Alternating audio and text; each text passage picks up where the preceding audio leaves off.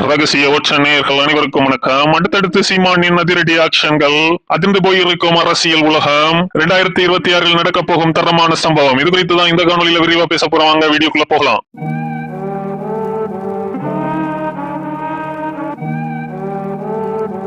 தமிழ்நாட்டு அரசியல் களத்திலேயே புதுமையாகவும் மக்களுக்கு நலன் பயக்கும் விதமாகவும் அரசியல் செய்யக்கூடிய ஒரே அரசியல் கட்சினா அது நாம் தமிழர் கட்சி தான். அந்த அளவுக்கு அரசியல் களத்துல பல புதுமைகளை செய்து அதன் மூலமாக மக்களின் நம்பிக்கையை பெற்றுட்டு வர்றாங்க. ரொம்ப முக்கியமா பெண்களுக்கு சரிபாதி தேர்தலில் போட்டியிடறதுக்கான வாய்ப்பை சீமானவர்கள் தான் முதல்ல இந்தியாலேயே அறிமுகப்படுத்தி இருந்தாருன்னு சொல்லணும். அந்த அளவுக்கு 2019 தேர்தலில் 20 ஆண்கள் 20 பெண்கள் அப்படின்ட்டு சீமானவர்கள் அறிவித்தது மிகப்பெரிய அளவு பாராட்டுகளை பெற்றிருந்துச்சு. அதே மாதிரி 2021 தேர்தலையும் 117 ஆண்கள் 117 பெண்கள் அப்படின்ட்டு தன்னுடைய அசாத்திய துணிச்சலை மீண்டும் காட்டியிருந்தாரு. அது மட்டும் இல்லாம எளிய பின்புலத்தை கொண்ட பெண்களை அரசியல் களத்துல மிகப்பெரிய ஒரு உச்ச இடத்துக்கு கூட்டிட்டு போகக்கூடிய ஒரு சிறப்பான ஆளுமையாகவும் சீமானவர்கள் திகழ்ந்துட்டு வர்றாரு. அந்த வகையில இப்போ 2026 சட்டமன்ற தேர்தலுக்கும் சீமானவர்கள் அடுத்தடுத்து பல புதுமுக பெண்களை வேட்பாளர்களாக அறிவித்திருப்பது அப்படிங்கிறது அரசியல் களத்தை அதிர வைக்கக்கூடியதா இருக்கு. மிகவும் எளிய பின்புலத்தை கொண்ட பெண்களை வேட்பாளர்களாக சீமானவர்கள் நிறுத்துவது அப்படிங்கிறது சமூகத்தில் அனைத்து தரப்பினருக்கும் அரசியல் அதிகாரம் போய் சேரணும் அப்படிங்கறதுல சீமானவர்கள் எந்த அளவுக்கு கண்ணும் கருத்துமா இருக்கிறாரு அப்படிங்கறது தான் உணர்த்தது. நிர்வாகிகளிடம் வேட்பாளர்கள் குறித்தான பரிந்துரையை பெற்ற பிறகும் சீமானவர்கள் அவரே